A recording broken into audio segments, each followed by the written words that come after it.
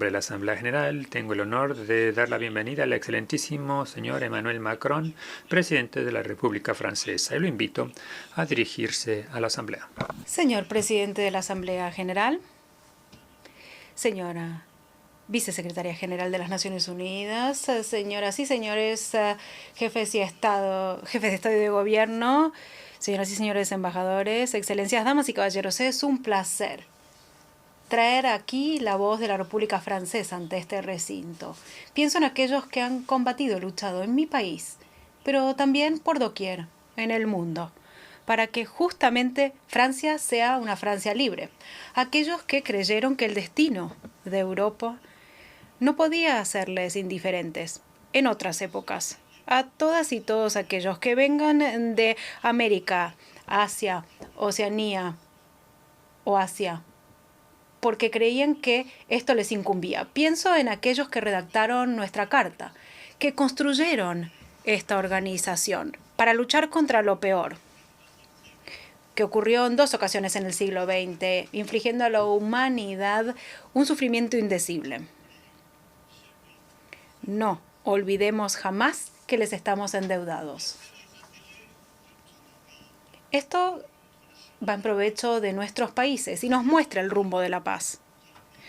Nos recuerda que el único núcleo del poder legítimo y duradero es aquel que decidan las naciones de forma soberana y unida. Nos indica que nuestra organización y nuestra unidad no está al servicio de hegemonía u oligarquía geopolítica algunas. Sin embargo, este legado, esta organización, al mismo tiempo que nuestras elecciones, hoy por hoy, se topan con una alternativa. Hoy tenemos que tomar una decisión sencilla si se lo piensa. Elegir la guerra o la paz. El 24 de febrero último, Rusia, miembro permanente del Consejo de Seguridad, conculcó a través de un acto de agresión, de invasión y de anexión, conculcó nuestra seguridad colectiva. De forma deliberada, violó la Carta de las Naciones Unidas y el principio de igualdad soberana de los Estados. El 16 de marzo, la Corte Internacional de Justicia declaró que la agresión de Rusia era ilegal en su fallo y exigió que se retirasen de Ucrania. Rusia decidió, con este accionar, abrir la puerta a otras guerras de anexión. Hoy en Europa, pero puede ser en Asia, en África o en América Latina a futuro.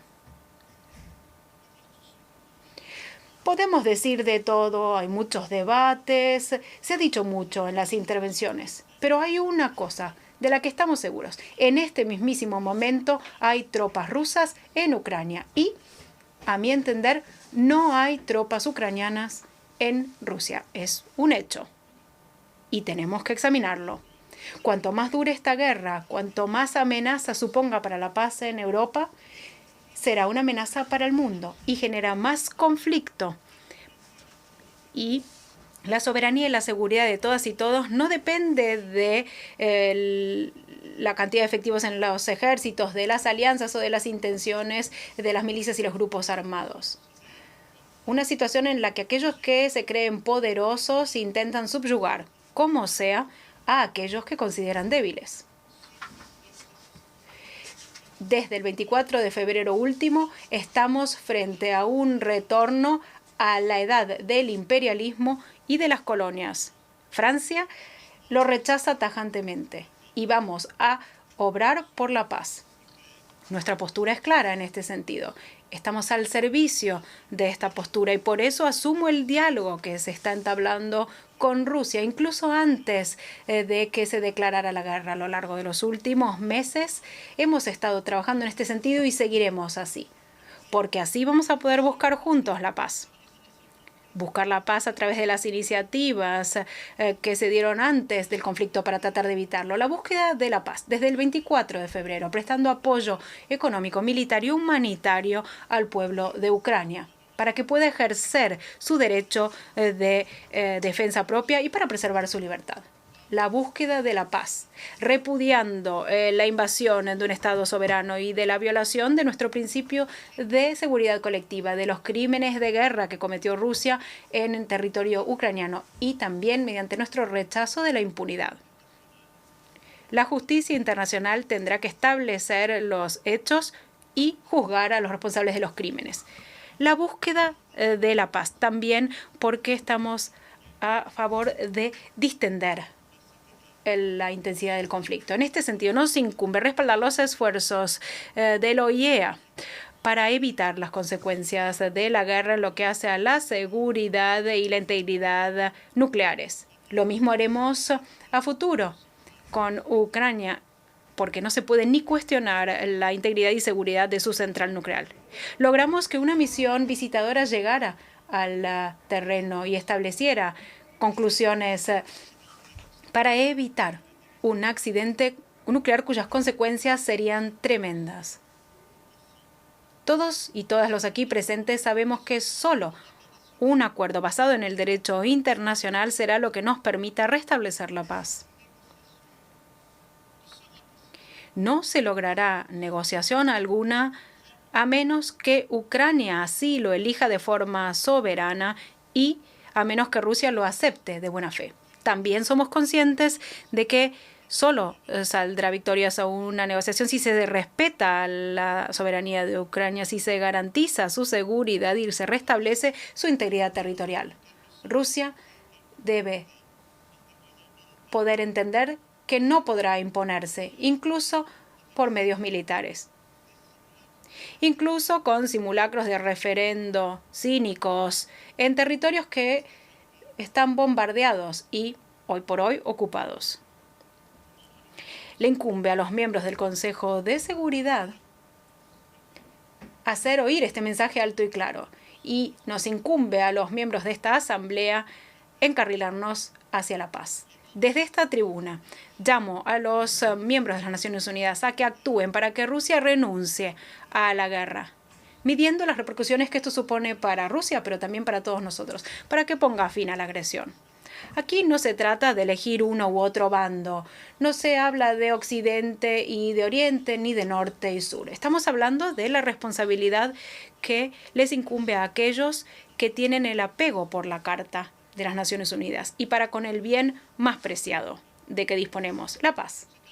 Porque más allá de la guerra, se corre el riesgo de una grieta en el mundo, que serían las repercusiones directas e indirectas también de este conflicto. Sé fehacientemente que muchos de los aquí presentes cobijan un sentir de injusticia ante las repercusiones alimentarias, económicas, energéticas terribles de la guerra que lleva adelante Rusia. Y sé que muchos países aquí representados se han instalado en una suerte de neutralidad respecto de la guerra. Pero voy a hablarles con claridad. ¿Quién quiere sentirse como los no alineados y entonces asumir justamente una responsabilidad? La lucha de los no alineados era en pro de la paz, de la soberanía de los estados para la integridad territorial. La lucha de los no alineados eso era. Pero los que se callan hoy son cómplices y están a favor de la causa de un nuevo imperialismo, de un cinismo contemporáneo que desarticula nuestro tronco internacional, sin el cual no hay paz posible. Rusia intenta instalar una idea de que hay un doble rasero en juego. Pero la guerra en Ucrania no debe dejar a nadie indiferente como conflicto que es. Está cerca de Europa, que decidió apoyar a Ucrania sin entrar en guerra con Rusia. Más alejada para muchos y muchas de ustedes, pero todos resentimos las causas. Y todos tenemos un papel que desempeñar para ponerle punto final, porque todas y todos pagamos un precio. El fundamento mismo de esta guerra de Rusia viola los principios de nuestra organización, barre con los principios del único orden internacional posible que nos permita garantizar la paz. a saber, el respeto de la soberanía nacional y del carácter intangible de las fronteras. En este sentido, no confundamos causa y consecuencia. ¿Quién puede defender la idea de que la invasión de Ucrania no justifica que se imponga sanción alguna? ¿Quién de los aquí presentes podría considerar que si algo les ocurriera así con un vecino, el silencio de la región y del mundo sería la mejor respuesta? ¿Quién podría creer algo así? Que Francia, por ejemplo, que Rusia se corrige, le intérprete, gane esta guerra y que pasemos a otro capítulo. El imperialismo contemporáneo no es europeo ni occidental. Es una invasión territorial sumada a una guerra híbrida mundializada que utiliza el precio de la energía, la seguridad alimentaria, la seguridad nuclear, el acceso a la información y los desplazamientos de población como armas de destrucción y de división. Es en este sentido que esta guerra atenta contra la soberanía de todos nosotros. Francia obrará codo a codo con los pueblos libres de las Naciones Unidas para encarar las consecuencias de este conflicto y de las desigualdades que se derivan, rechazando la lógica de bloque y de alianzas exclusivas. Porque además de las consecuencias directas de la guerra, el riesgo que tenemos que asumir es el de un nuevo orden mundial. Algunos intentan hacernos creer que por un lado está Occidente, que defiende valores trasnochados al servicio de sus intereses, y del otro lado el resto del mundo, que tanto ha sufrido y que intenta cooperar respaldando la guerra, haciendo la vista gorda. Rechazo esta división por dos motivos como mínimo. Primero, por principio. Lo acabo de explicar. Nuestra organización enarbola valores universales. No permitamos que se instale esta idea de que en la Carta hay algo que es de carácter regional o que se puede adaptar. Nuestra organización tiene valores universales y la división ante la guerra en Ucrania es muy sencilla. Uno está a favor de la ley del más fuerte, el no respeto de la integridad territorial de los países y de la soberanía nacional, o uno está a favor o en contra de la impunidad. Para mí no hay orden internacional alguno ni paz duradera alguna que no esté anclada en el principio de responsabilidad y de respeto de los pueblos. Así que lo confirmo, nuestros valores son universales y por eso no pueden ponerse al servicio de una potencia que los conculque. Cuando a lo largo de los últimos años nos tomamos libertades respecto de estos valores, nos equivocamos. Pero esto no puede justificar que se pisotee aquello que hemos construido juntos tras la Segunda Guerra Mundial. Y cuando escucho que Rusia dice que está dispuesta a obrar en pro de cooperaciones nuevas, de un nuevo orden internacional sin hegemonía. ¿Pero de qué estamos hablando? ¿Sobre la base de qué principio? ¿La invasión del vecino? ¿Redelinear las fronteras que no me gustan? ¿Qué orden es este? ¿Quién está siendo hegemónico si no es Rusia? ¿Qué sueño estamos intentando vender? Esto es muy efímero. No cedamos al cinismo que desarticula el orden que nos permitió construirnos. Único orden que nos permitirá mantener la estabilidad internacional. Estos son nuestros valores. El respeto de la soberanía nacional, integridad de las fronteras. Lo digo, cada vez que nos tomamos libertades, nos equivocamos. Pero estos son los valores que hemos construido después de la Segunda Guerra Mundial, después de la era colonial. Por favor, no tergiversemos la historia hablando de que supuestamente son estas nuevas geografías. No cedamos ni un ápice. Por otra parte, me opongo a esta intención de dividir el mundo por motivos pragmáticos. Detrás de estas nuevas divisiones nacientes se intenta establecer un nuevo orden que está intentando revertir las miradas. Y esto es un error. No sería una nueva guerra fría la que veríamos, sino que nuevos desequilibrios surgirían. Y se está intentando instrumentalizar esto para retomar el camino de la proliferación nuclear, para que surjan nuevos conflictos regionales y para revertir nuestra seguridad colectiva. Por eso creo que debemos hacer todo lo que esté en nuestro poder para que no se haga realidad esta división. Porque nuestros desafíos son cada vez mayores y más imperiosos y exigen más cooperación. Examinemos la situación en Pakistán. 1/3 del país está inundado. 1.400 personas han perdido la vida, miles de heridos, millones de personas en situación de emergencia. Cuerno de África. La sequía, la peor en 40 años. Una estación de lluvias que será la peor registrada. La mitad de la humanidad vive en zonas de riesgo climático. Nuestros ecosistemas están llegando a un punto de no retorno. Miremos la situación en Somalia, en el Yemen, en Sudán del Sur, en el Afganistán. La hambruna ha vuelto a la escena. La crisis alimentaria está asolando por doquier y sobre todo a los más frágiles. 345 millones de personas en el mundo están en situación de hambruna aguda. Y de entre ellos, 153 millones son niños y niñas. Hay 55 guerras civiles en el mundo en curso. 100 millones de personas son desplazados.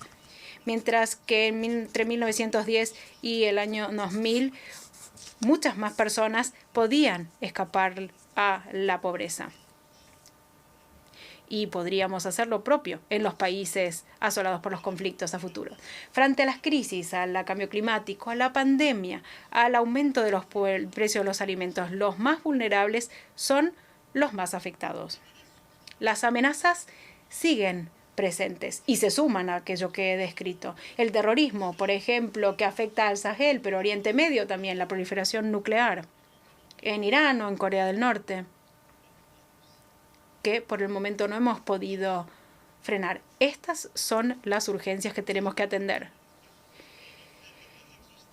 Y la lista que acabo de escribir no es exhaustiva, pero es resultado de los fallos de nuestro sistema internacional, que pudo acompañar a la mundialización, pero no pudo colmar las brechas, ni atender las amenazas ni los desequilibrios. Nuestra responsabilidad común debe ser de obrar en pro de los más frágiles y los más afectados para que puedan hacer frente a estos desafíos. Narendra Modi, el primer ministro de India, lo dijo muy claramente. No es este el momento de librar una guerra, ni tampoco de una revancha contra Occidente, ni a una oposición entre bloques. Deben actuar juntos nuestros países ante los desafíos comunes de forma soberana. Por eso es imperioso establecer un nuevo contrato entre el norte y el sur, un contrato eficaz, respetuoso, en lo que hace a la alimentación, a la diversidad biológica, a la educación, al cambio climático. Hay que dejar de lado la lógica de bloques y hay que construir coaliciones de accionar concreto que permitan conciliar los intereses legítimos y el bien común. Por otra parte, ante la crisis alimentaria mundial, Francia ha duplicado su financiación para el PMA. Hemos establecido, junto con la Unión Europea, corredores de solidaridad que han permitido evacuar a más de 10 millones de toneladas de cereales por vía terrestre desde la primavera última. Esto, además, se ha visto apoyado por el acuerdo del 20 de julio último, que fue resultado de la labor del secretario general de las Naciones Unidas y que ha permitido que zarparan por el Mar Negro 2 millones de toneladas de cereales. También hemos respaldado la iniciativa FARM, que permite suministrar alimentos a precios más bajos, invertir también en la producción agrícola a aquellos países que deseen desprenderse de su dependencia.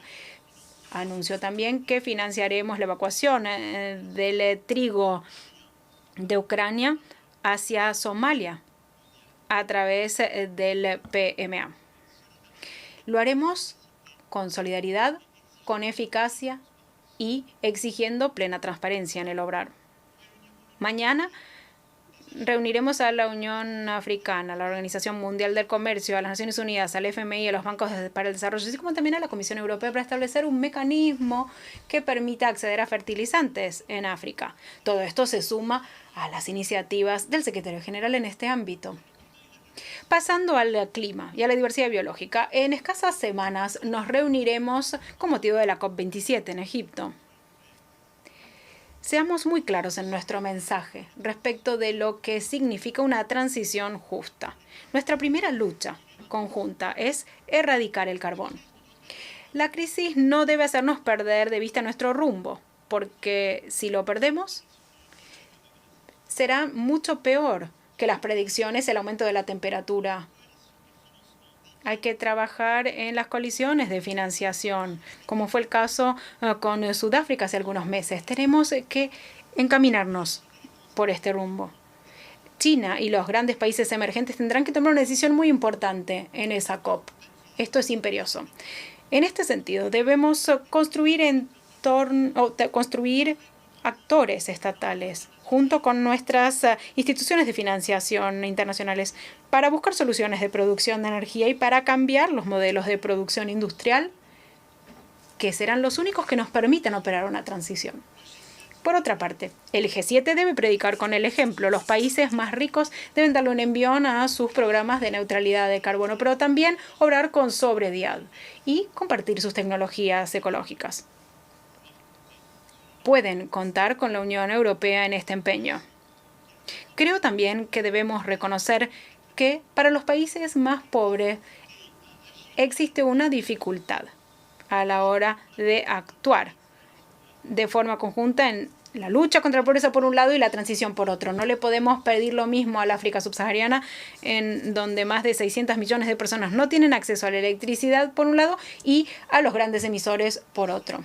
Por eso es que la solidaridad financiera, la solidaridad tecnológica de los países más ricos debe ser reforzada en lo que hace a lucha contra el cambio climático en pro de los países más pobres, aportar financiación, soluciones y darle un envión a este programa, como lo hicimos durante la pandemia, pero con más decisión y de forma más rotunda. En este sentido, también debemos proteger de forma mancomunada nuestras fuentes de diversidad biológica. Junto con Costa Rica seremos sede de la conferencia sobre los océanos en 2025. Transformémosla en la COP21 de los océanos. Por otra parte, debemos aprender de la pandemia de la COVID-19. Nuestra primera línea de defensa son los sistemas de salud y el personal de salud, sobre todo en los países más frágiles. Voy a hacer hincapié en esta cuestión cuando se reconstituya y se reponga el Fondo de Lucha contra el VIH, SIDA, la tuberculosis y el paludismo, del cual somos el principal contribuyente. Debemos garantizar que la OMS cuente con los sistemas de alerta precoz que tanto necesitamos para evitar la propagación de otros virus. Juntos tenemos que abordar la salud humana y zoonótica. Es el sentido mismo que le imprimimos a la iniciativa Una Salud para Todos que llevamos adelante con otros actores.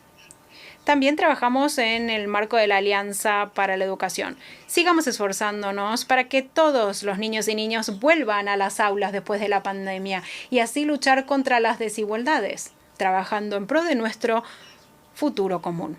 En todos estos ámbitos, lo que necesitamos es más cooperación, más alianzas entre actores, entre norte y sur, entre este y oeste, más compromiso de las instituciones es lo que necesitamos. Esto es lo contrario de la división que se intenta hacer imperar.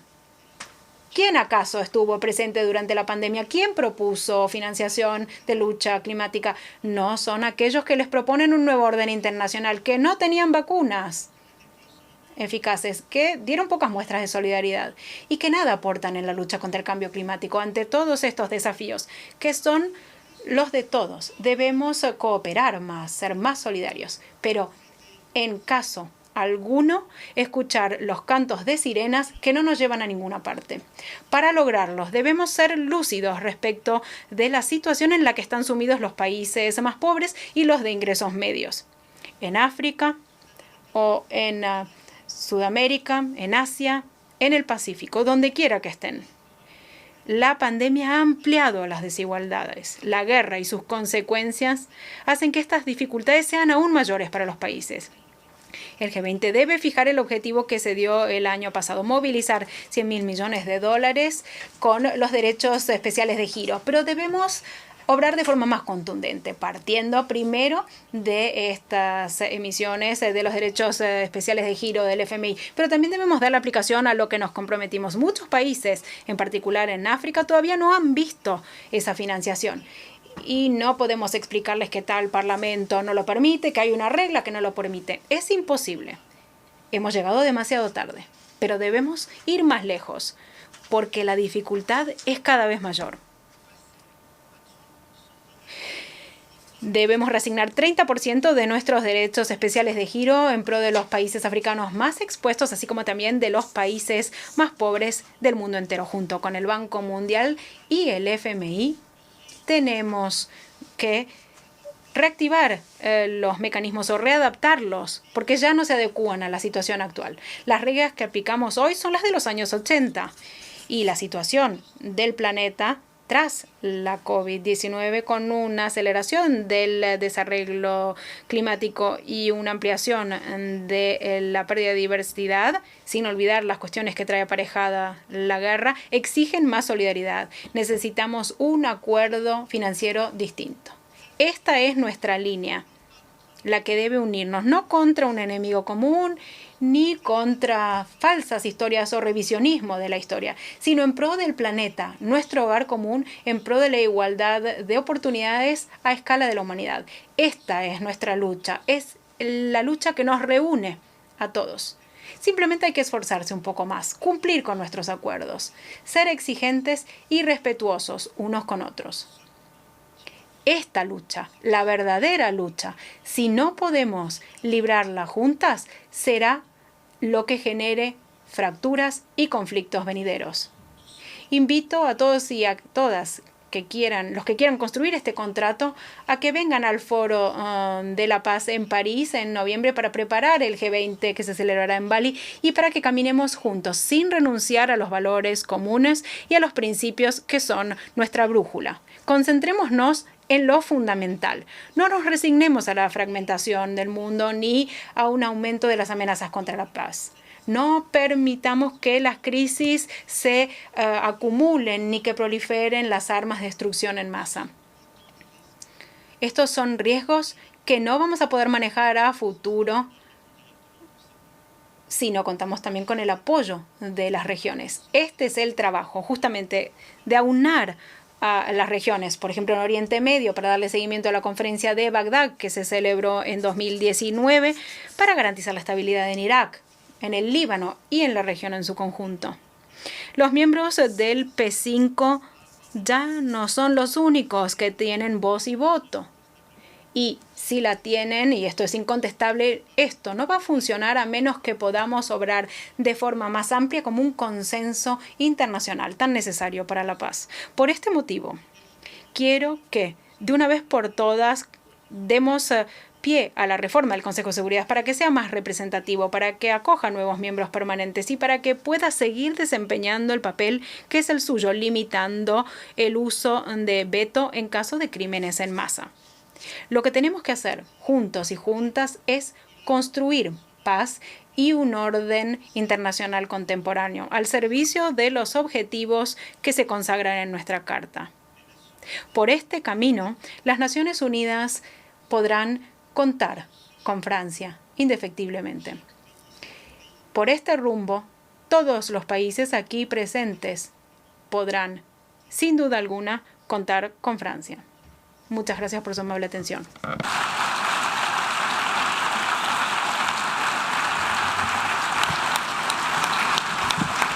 On behalf of the Assembly, I wish to thank En nombre de la Asamblea, agradezco al presidente de la República Francesa por la declaración que acaba de pronunciar. Solicito a protocolo tenga bien acompañar a su excelencia. Hemos escuchado al último orador previsto para esta reunión. La quinta reunión plenaria proseguirá con el debate general. A las 3 de la tarde se levanta la reunión.